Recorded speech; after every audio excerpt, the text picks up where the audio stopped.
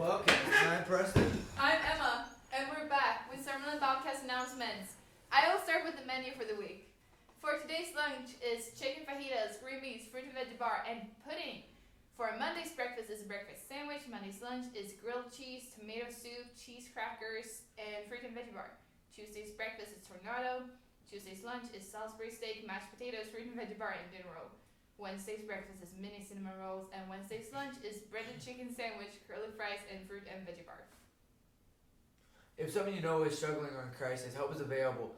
Call or text 988 or chat 988lifeline.org to reach the 988 Suicide and Crisis Lifeline. Bobcat Academy meetings.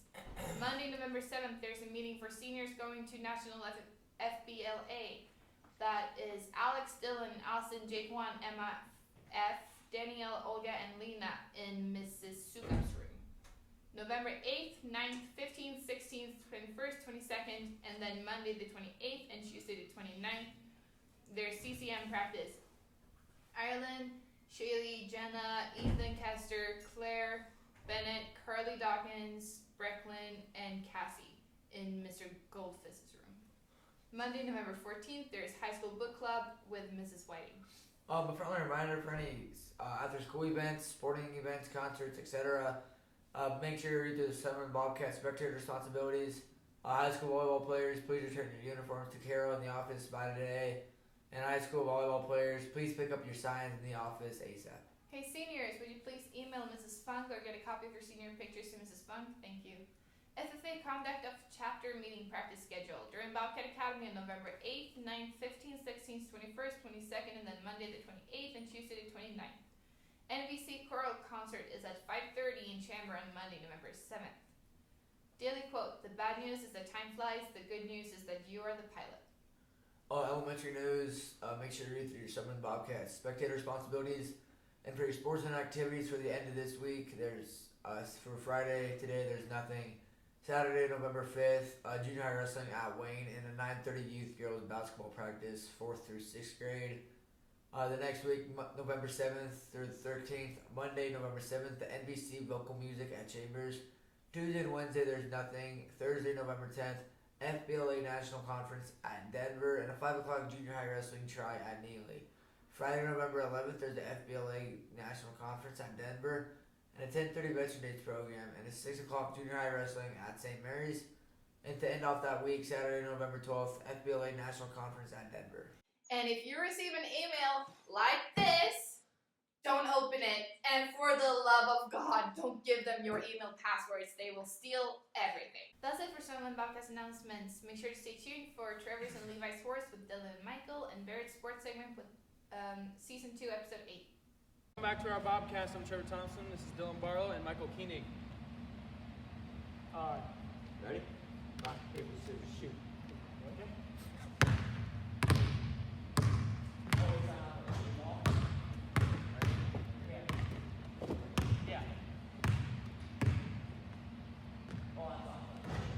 Hey.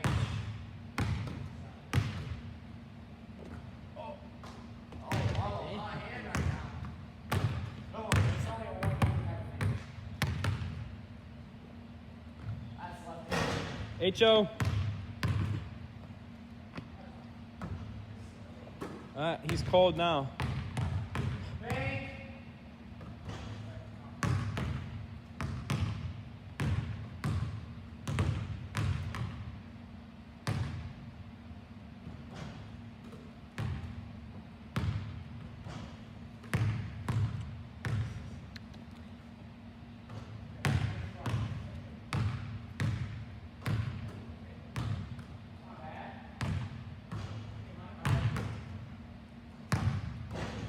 H. Yep.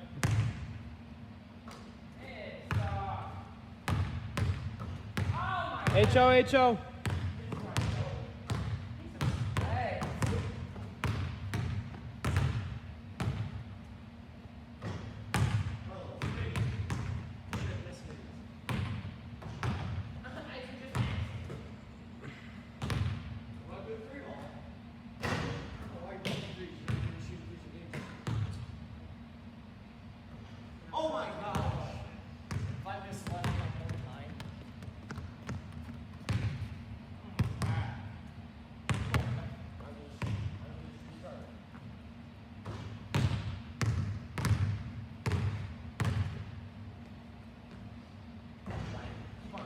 HOR.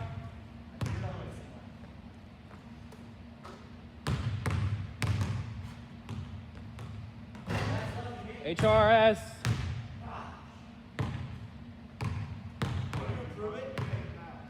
Yeah.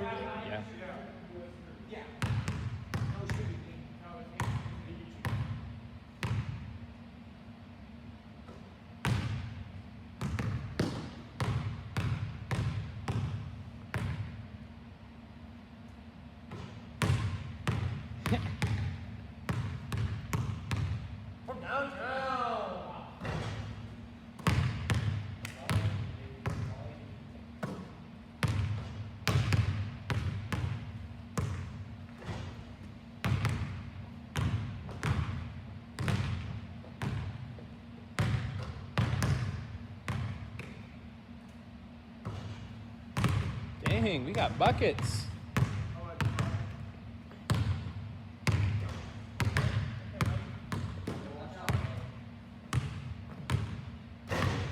HOR.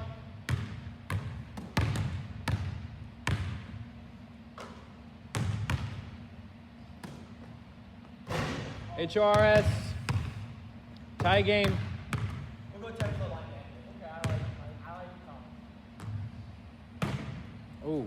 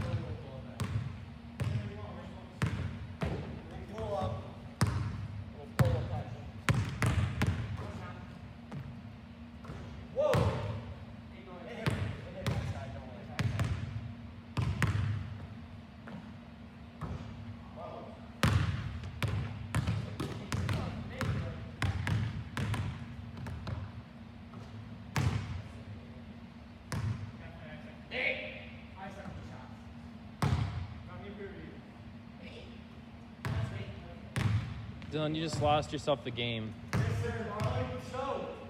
Michael Koenig wins. Hello, Summerland. I'm Barrett with the Summerland Bobcast Sports segment, and we're going to get right into this with Weekly Review. First segment for this show is Weekly Review, and of course, if you remember, 2 weeks ago, I brought on Husker wide receiver Wyatt Lieber, and we made some NFL and college football picks. We started off in the NFL, and we both had a pretty good week. Wyatt went 8-5, and I went 9-4, so a pretty good week for both of us. And then in college football, we both ended up going 6-4 with a few odd picks in there. One with like Kansas and Baylor. That game was pretty weird. Wisconsin and Purdue. Wisconsin ended up winning that one somehow. Of course, that was 2 weeks ago. Wasn't many upsets that week. Of course, now 2 weeks later, Tennessee is now number 1 in the country. Alabama's all the way down to 6. So, you know, a lot of weird things happen in college football, but that's going to do it for our weekly review since it's been 2 weeks. There's no reason to go through the picks. We're going to go right on to our newest segment, Trade Talk.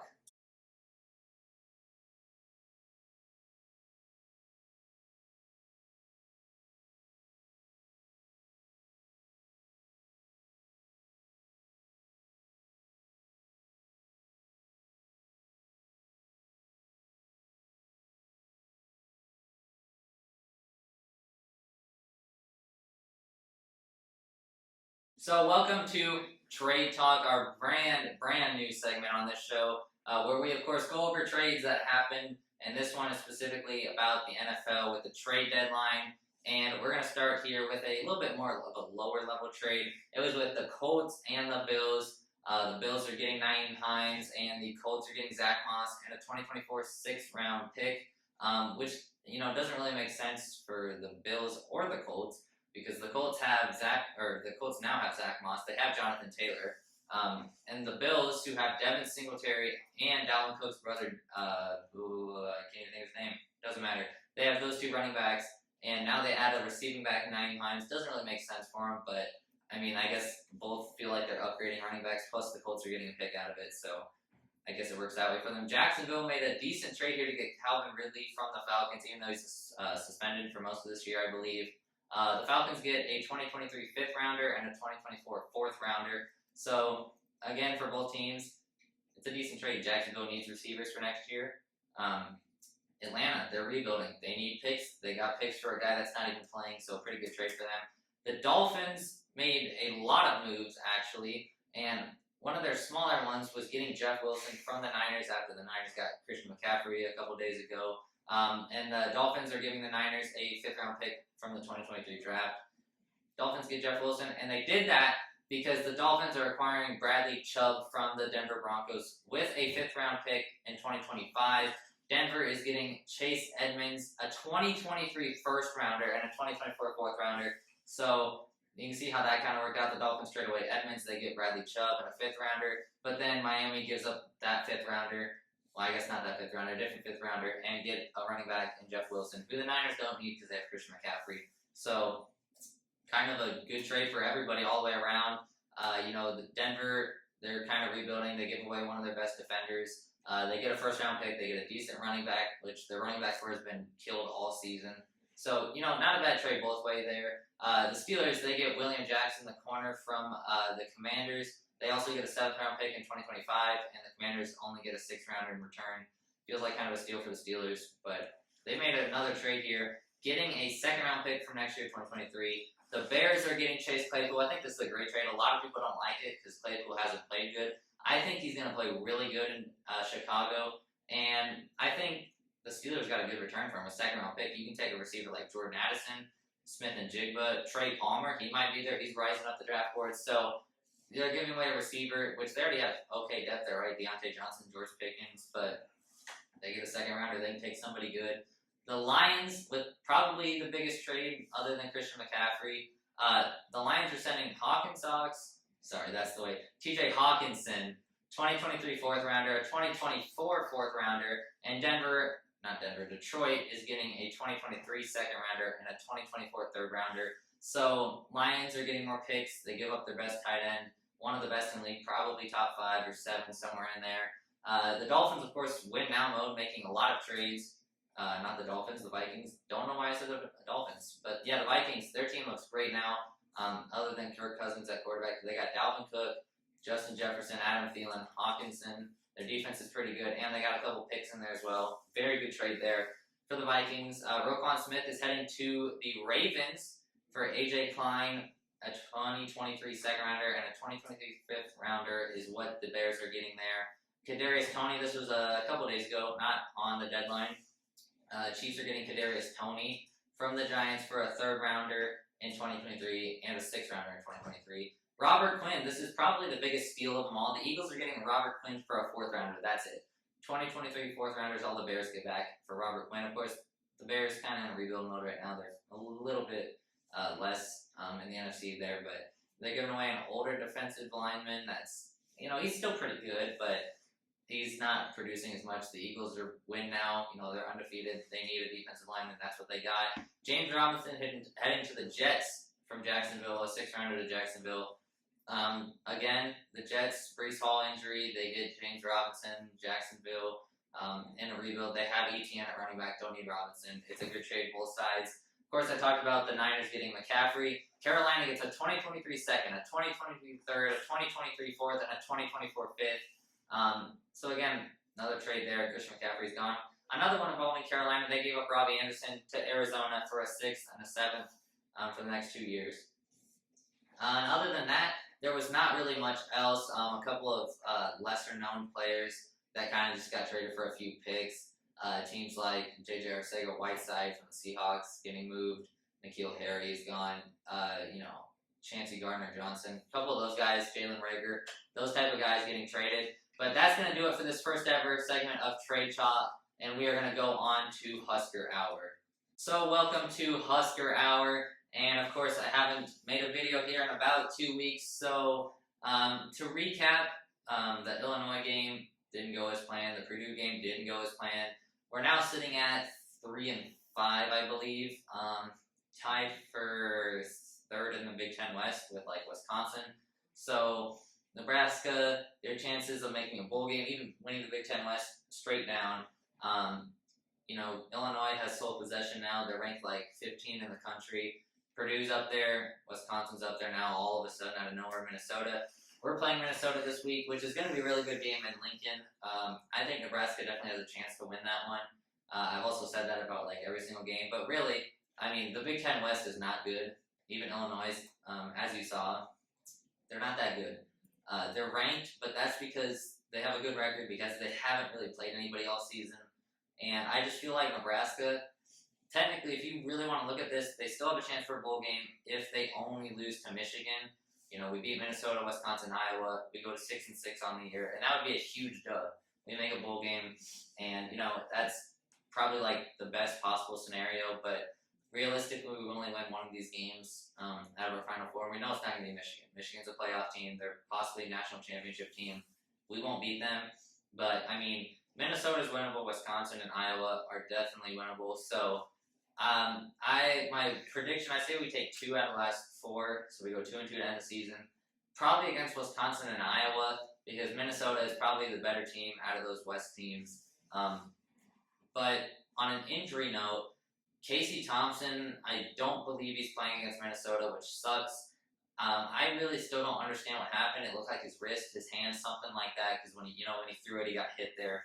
But then it showed a clip of him on the sidelines where he was kind of just talking to Mark Whipple, and it looked like he maybe could have played. I don't know how much pain he's in, obviously, but kind of a weird situation. Everybody likes Casey, but you never know. I don't think he'll play.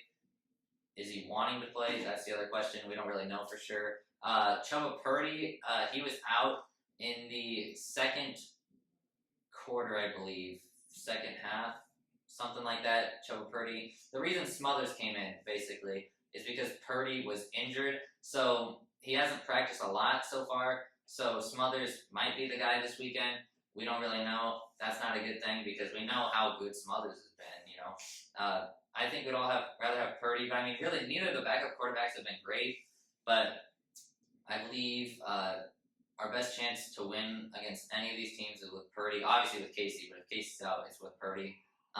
We're 10.5-point underdogs against Minnesota without Casey. Basically, the game plan should be give it to Anthony Cramp and throw it to Trey Palmer underneath and let him get yards. The defense, we know, has been bad, so hopefully they step it up at least a little bit. Other than that, next season we've had a few commits already. Mickey Joseph, though, he's been his name's been talked about for the Arizona State head coaching job, or at least the coaching staff. And supposedly Baylor's head coach is looking to be the next coach for Nebraska. So that's obviously not confirmed, any of that. But I think Mickey stays as the wide receiver coach. We get Baylor's head coach, and nobody cares about Arizona State. So hopefully Mickey doesn't go there because that's a huge loss for us. But other than that, next year, depending on transfers, depending on recruits, it could be a good season. We thought that, obviously, at the beginning of the season. That all went downhill. So hopefully we can have something good happen to end the season. Like I said, if we get the Wisconsin and Iowa game, that would be a great, just huge amount of momentum to take into the offseason, into next season. Obviously, guys like Trey Palmer, Garrett Nelson, O'Shawn Mathis, those guys will probably be gone next year, which sucks because we kind of need them all. But, that's why you got to have recruits. You got to be able to get the transfer portal going. And hopefully next year, because I'm looking forward to next year. I don't think we'll make a bowl game this year. Hopefully next year, it's going to be better. We should be able to make a bowl game. The schedule's not terribly hard. So, yeah, this has been Husker Hour. And we're going to go on to our last segment of the day of Game Time. Welcome to Game Time. And this week we have Dylan Barlow on to make some picks NFL, college football. Are you ready? I'm always in there. Okay, let's go. NFL to start. Eagles and the Texans. Eagles are too hot. Give me the Eagles. Yeah, definitely. Eagles, Jalen Hurts, that offense looks great. They're undefeated. They're staying undefeated as of right now. Seahawks playing the Cardinals. Cardinals suck. Give me Seahawks. That's facts. Thank you. Seahawks, they're taking the dub. They already won one this year against them. They're going 2-0. Even on the road. Chargers, Falcons. I do like Mariota, my bad. But Chargers. Yeah. Chargers, Falcons are not good. They barely beat the Panthers last week somehow. Should have lost that game. Chargers just. DJ Moore's home. Yeah, that's very true. Dolphins and the Bears. Dolphins. Bears defense sucks. Yeah, Dolphins are winning it. They're trading, right? They got a couple more people. Yeah. I think the Dolphins win that one. Panthers and the Bengals. Pretty easy. Is it though? Yeah. Good Panthers. You're kidding. I'm going upset. That's my upset of the week. Okay, I'm taking the Bengals at home by like 30. He just got blown out by craps. Okay, and the Panthers have who? Not DJ Christian Moore. McCaffrey. DJ Moore. He's not gonna play Devontae good. Freeman. Devonta Freeman. Dante. Freeman. It doesn't matter. The Bengals are winning by at least 30 at home. Ooh. Packers Lions. The Lions. Yeah, that's. Packers suck. There's no way you actually pick the I Lions. just picked the Lions. Oh, you don't even have Bobby Because Sala hear me out. anymore. Hear me out. The Lions' defense sucks, but the Packers' offense is even worse. It's not even funny. I'm taking the Packers. I'm gonna take Go the Pack Lions. Go Pack over. Aaron Rodgers, he's gonna come up clutch, guaranteed. Amon Ra can only do so much. Smart, right? That's all I gotta say. That's true. Colts and the Patriots. Both quarterbacks kind of suck. Kinda. Both, like all four quarterbacks. Yeah, backup doesn't matter. I think Michael Pittman goes off, give me the Colts. Yeah, I agree. Bailey Zappi, I mean, if Zappi was starting, give me the Patriots. But Mac Jones is starting, so it doesn't matter. Bills and the Jets, that's easy. Bills. Jets, Jack Wilson sucks. Jets are losing the game because the Bills are winning the Super Bowl. Vikings and Commanders. This is the easiest pick of my life. Commanders at home. Get the Vikings. Obviously, the Vikings just got Hawkinson. They're so good. Raiders and the Jags. I think this might be the second best game of the week. What? Raiders and the Jags? There's no way. I think the Jags take this. Nah, I'm going Raiders. The Jags don't have anybody. They're not winning that. Rams and the Bugs. Both quarterbacks are either retired or do Bucks. That's true. Tom Brady's better. Tom Brady, I'm surprised. I saw he's second in the passing yards. Like This how? year? Yeah. Who's he throwing the ball to? I don't know, but Nobody. I know he's behind Josh Allen. That's it. Well, that makes sense. Titans and the Chiefs. This is the best game of the week. I think Derrick Henry goes off. But give me the Chiefs. Yeah, I okay. don't think Yeah, I agree with that. Patrick Mahomes, yeah, they're winning. Ravens and the Saints. Saints. And you know he's gonna put on the backpack this game. No. Yes. I'm telling you, he's gonna rush for like 46 yards. It's gonna be crazy. 46? Dude, I'm telling you. Wow. No, the Ravens are winning it. They have Lamar Jackson. That means it's over. It doesn't. Yeah, it is. In fantasy, that does not mean it's over. He's dropped 3 weeks in a row and then dropped 8, 10, 12. It's the Saints. It's the Saints. Okay, the Saints are losing. Okay. Yeah. College football, Minnesota, Nebraska. I think Purdy goes off from Nebraska. He might not even play. He didn't even practice. Purdy? Smothers. Smothers gonna go off. Nebraska's Nebraska. winning. Ohio State and Northwestern. This is probably the easiest pick of my life. Yeah, I know Northwestern gonna blow out here. Getting blown out by Ohio State. Yeah. Ohio State's top tier team. They're not number one because it's gonna be Tennessee, but Tennessee. Ohio State way better than Northwestern. Amen to that. Texas Tech playing number 7 TCU. I think TCU keeps the streak alive, and I think they get top 4. Top I think they boom out Clemson. I don't know how Clemson's in there, to be honest with you. Clemson's pretty good. They're not. Yeah, but top 4.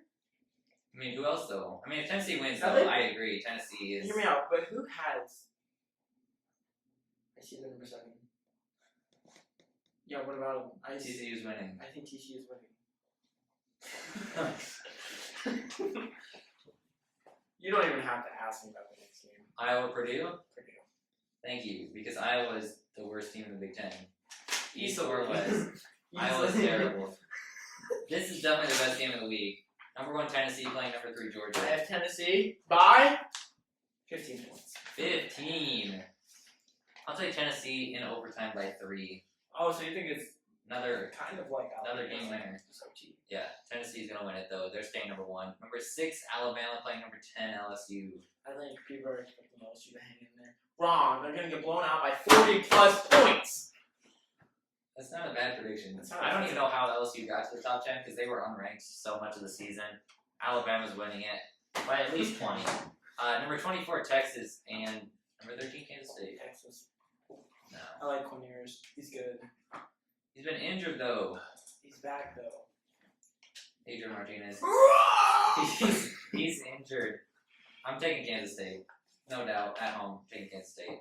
Number 21, Wake Forest playing number 22, NC State.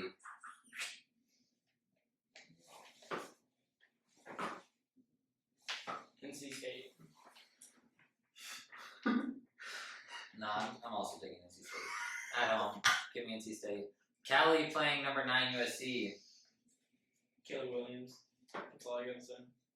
Yeah. And Jordan Addison? No doubt. USC. Give me USC at home. And Cali's not even a real team. I don't know what they've done all season. So, That's a state. and here you go, number 4, Clemson playing Notre Dame. There's no one. Forget drama, please. Can you give me?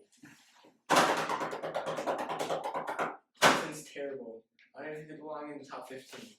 Give me Notre Dame. There's no way. There's no way you pick Notre Dame. Nah, Clemson's winning. Notre Dame's not good enough. 100%. Clemson has to win. Okay, we'll come back. I'm telling you, I'll come back and see you on Monday. There's no way. I'm telling you. Clemson's winning. When Notre Dame wins, you'll see. No, Clemson's winning it. That's all we have. Thank you today for coming on.